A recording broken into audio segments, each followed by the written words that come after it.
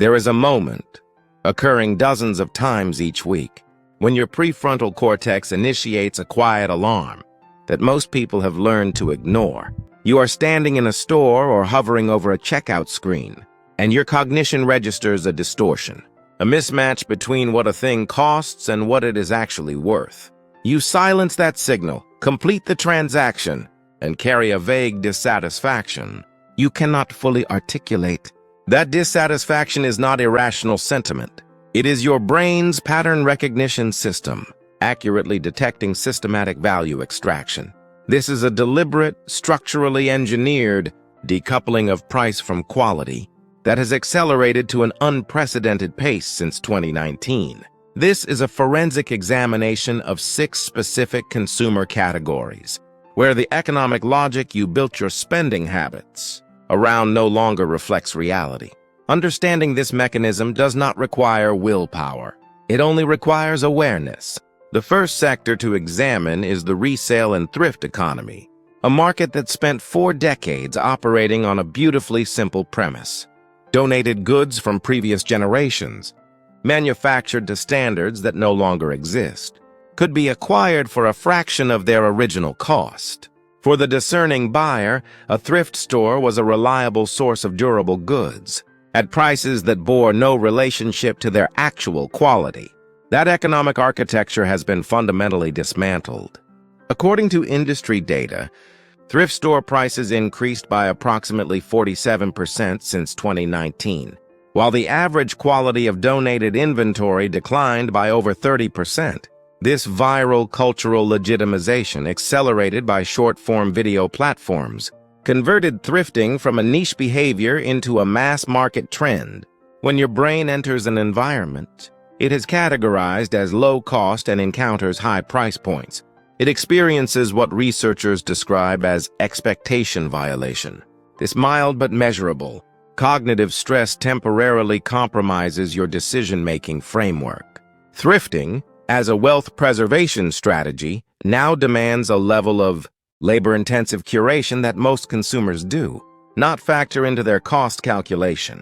In a growing number of cases, new clearance merchandise now delivers superior value to second-hand goods at equivalent price points. That sentence would have been considered absurd a decade ago. It is now simply accurate. The second category involves luxury fashion, a sector that weaponized a cognitive shortcut called prestige pricing. The logic is ancient when price signals are the primary available proxy for quality.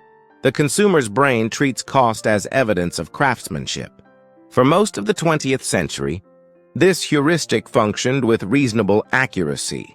Because luxury goods were constructed to materially higher standards, that functional relationship has been severed. A recent investigative analysis of a major European luxury house revealed that a bag retailing at $2,780 carried a manufacturing cost of just $57, a markup ratio of approximately 4,800%.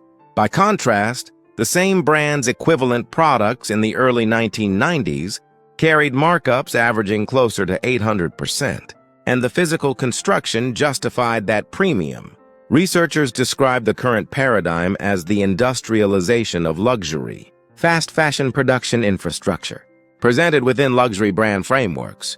The consumer's brain, still running, the outdated heuristic, is being exploited by institutions that have quietly decoupled those variables.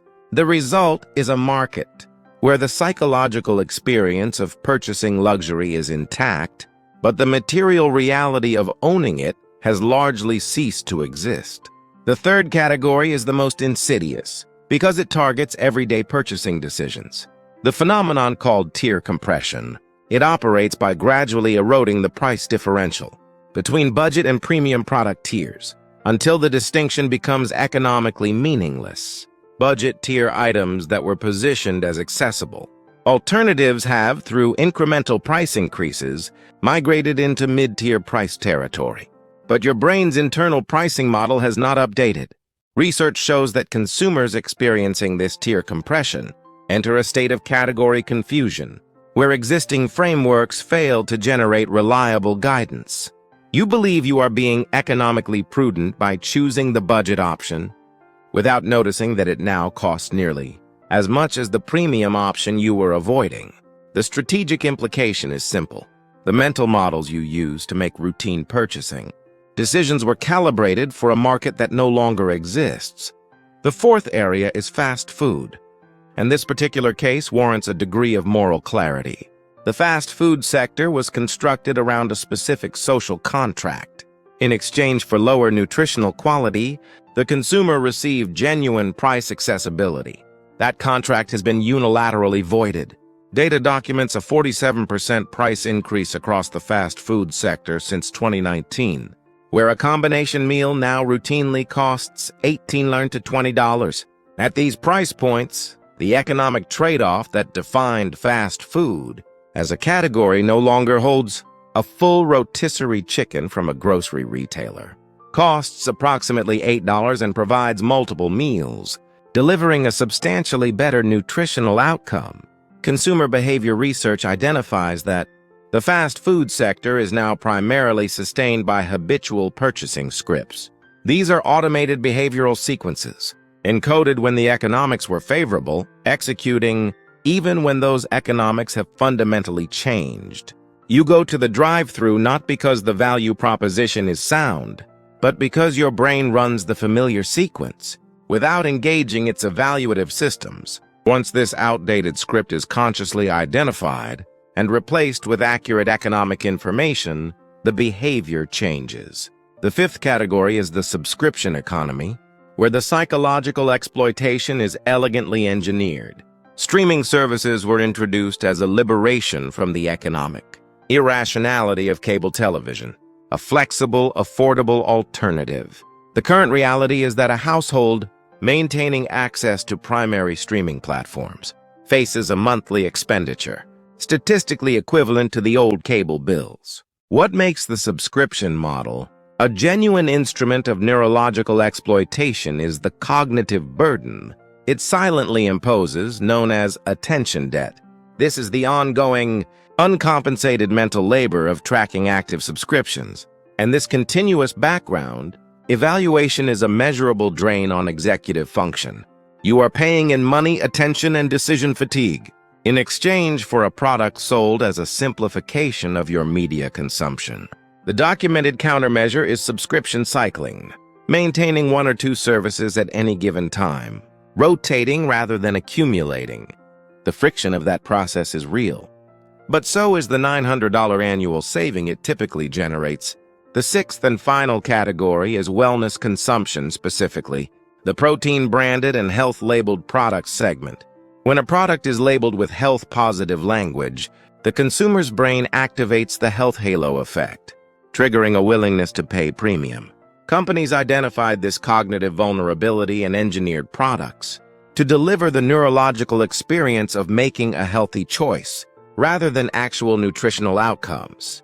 The nutritional reality frequently fails to support the premium price. A popular protein bar delivering 12 grams of protein alongside 18 grams of sugar can be functionally replicated by 2 eggs at 1/10 the cost.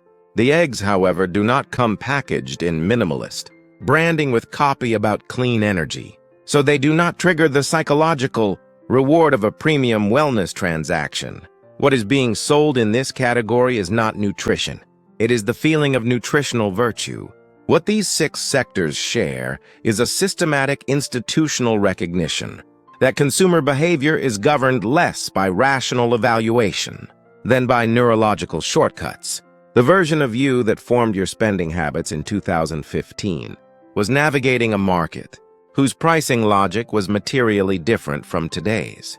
That version of you made reasonable decisions based on accurate information. The information is now inaccurate, and the decisions derived from it are no longer reasonable. This is not a deficit of discipline or intelligence. It is a calibration problem. And calibration, unlike willpower, is a problem that yields to information. You now have the information.